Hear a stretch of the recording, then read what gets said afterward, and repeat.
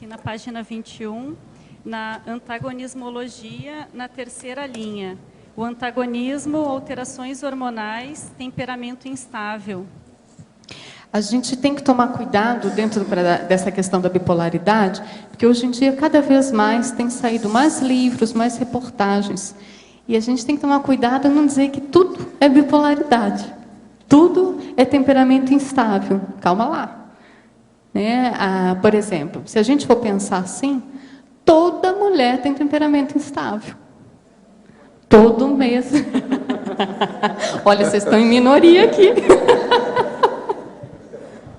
Assim, por quê? Porque ela vai passar por oscilações hormonais todo o período. Uma vez por mês, com certeza, ela tem oscilações hormonais ali que muitas vezes impactam o humor.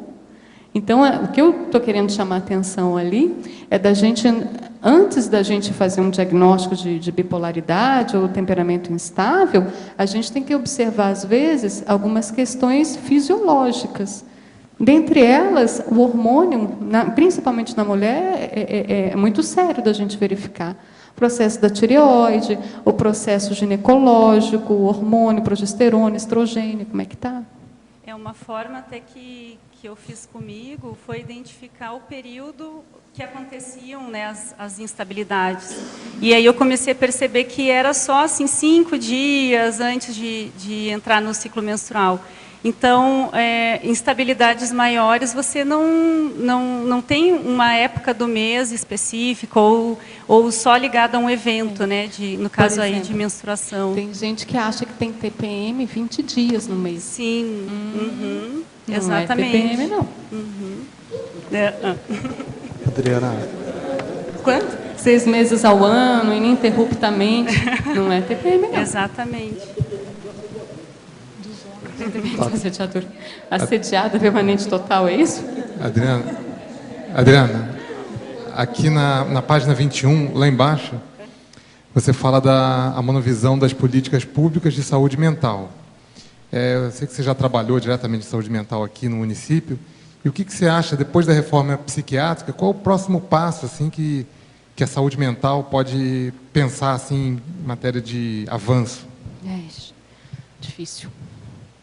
Olha, já que você trouxe essa questão de eu ter trabalhado aí na saúde mental, difícil.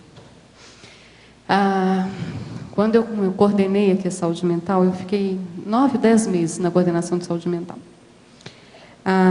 Eu acabei pegando uma época que a gente ia ter a Conferência Estadual de Saúde Mental e a Conferência Nacional de Saúde Mental. Então, acabei sendo elegida, fui para a Estadual de Saúde Mental. É muito difícil. Assim, dentro desse processo de conferência, você tem a parte profissional, você tem a parte que é usuário. Usuário são os pacientes. Eu até nem gosto muito dessa palavra usuários da saúde mental, não. São os pacientes da saúde mental. Os familiares, né? E tem também a parte mais de gestão. Na época, eu fui representando a gestão do município, depois, para a nacional, eu fui representando parte da integração da gestão estadual, né? E veja, é muito processo de autovitimização ainda. É muito grande. As pessoas, elas ainda culpam o Estado, o município, elas terceirizam todo o processo da doença dela. Elas não têm o processo que a gente chama, né, do local de controle interno, da responsabilização dela pelas coisas que acontecem com ela. Então, era uma série de reivindicações. E eu vou te falar, a Conferência Nacional era pesada, mas, olha, era um campo denso, violento, era muito difícil. Era difícil as pessoas conseguirem pensar. Os processos de votação sobre o que poderia se levar para reivindicar novas leis era muito complicado. As pessoas ficavam obnubiladas, brigas, agressividade, era muito difícil. Então, veja, tem um processo ainda, além de qualquer outra questão de se pensar em multidimensionalidade, em serialidade, em holobiografia, é a própria convivialidade, o próprio respeito ali entre eles. Você vê que, às vezes, paciente brigando com paciente, Às vezes estavam querendo a mesma resolução, mas eles brigavam entre si. Então, assim, era muito difícil. Dentro da questão de saúde mental, o que eu vejo? Até a gente conseguir esse movimento de ampliar, trazer mais os processos multidimensionais, falar mais sobre paragenética, isso, assim, vai ser um esforço de água mole em pedra dura, tanto bate com dia fura, né? Dentro da psiquiatria, a gente tem tivemos aí, eu acho que um congresso só, de psiquiatria ligada à espiritualidade, onde se tentava trazer, do ponto de vista espiritual, na psicopatologia. Mas não era que se começasse a pensar se havia uma influência de uma consciência ou um processo paragenético. Não, não era isso. As pessoas queriam mostrar que o mediunismo poderia não ser psicopatológico. Tá? Então, era uma coisa bem pequena ainda. E o que me chamou a atenção? A última mesa desse congresso, juntaram um padre católico, um espírita da Umbanda, um psiquiatra,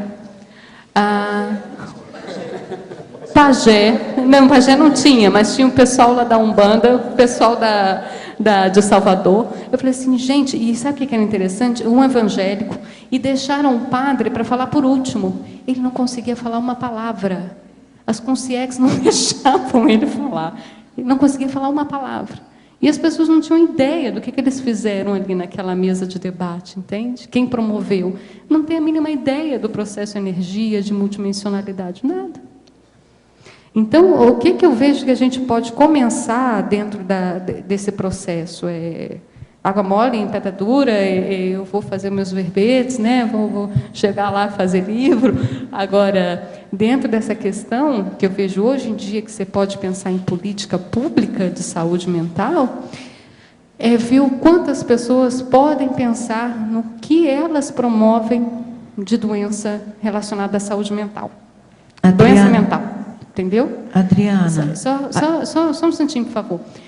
O que elas podem pensar dentro da casa dela, de um ambiente inócuo, que levam elas a ter problema mental. Tipo, elas se darem conta que a mulher tem lá um marido que bebe todas e espanca ela todo dia.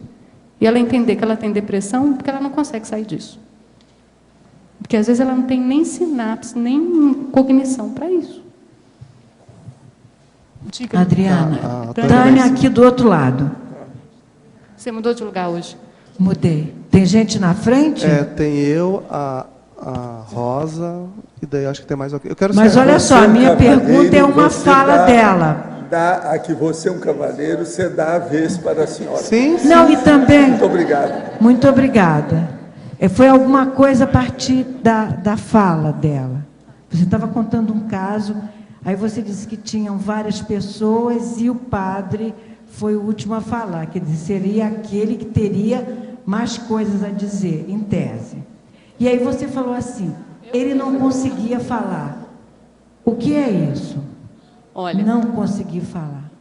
Ele não conseguia explicar.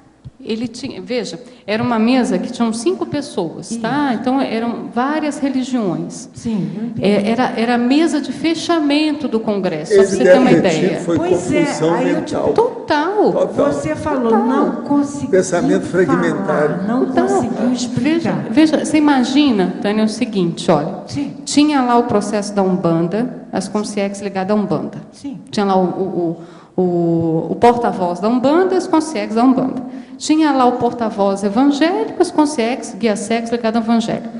Tinha lá o padre católico e os guias cegos ligados ao catolicismo. Imagina o campo multidimensional, né, que estava naquele momento.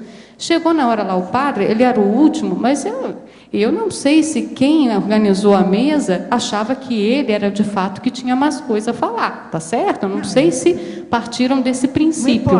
Mas veja, aquela obnubilação, o campo todo tenso, as consciências em cima ali, o cara não conseguiu articular nada mentalmente. E veja, quem organizou aquilo não tem a mínima noção do processo de energia. Da confusão daquela mesa de debates. Né? Agora, ele possivelmente era o representante do arcebispo. Eu já tive isso na televisão, entende? Quando foi a Santa Maria, sabe, aquele negócio da saudação a Santa Maria, eu fui para a televisão, aqui do Rio. Não, pois é. Então eles foram lá para debater e me chamaram. O Paulo Coelho estava lá, tinha padre, pastor, todo tipo de pessoa. Eu levei a Bíblia e li. Eu sou o caminho, a verdade e a vida.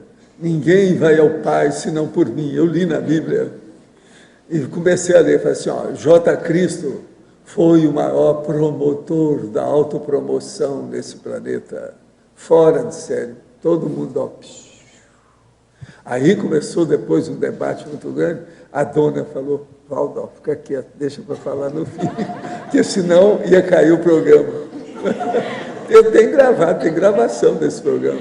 Mas olha, é de rir depois do negócio que aconteceu.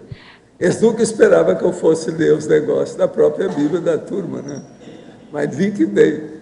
Eu sou o caminho, a verdade e a vida. Algum de vocês, eu perguntei para ele, algum de vocês tem coragem de ir para a rua e falar isso? O homem era terrível, tinha muito, era um menino, muito boboca, o J. Cristo. Agora, nesse congresso, tinha um psiquiatra famoso, que ele estava fazendo o lançamento de um livro. E aí eu entrei na fila, comprei o livro e tal, e estava pedindo autógrafo para ele, e aí numa dessa, a gente conversando, eu falei um pouco sobre os processos da conscienciologia, né? Porque ali as pessoas estariam mais abertas, teoricamente, para entender o processo, né?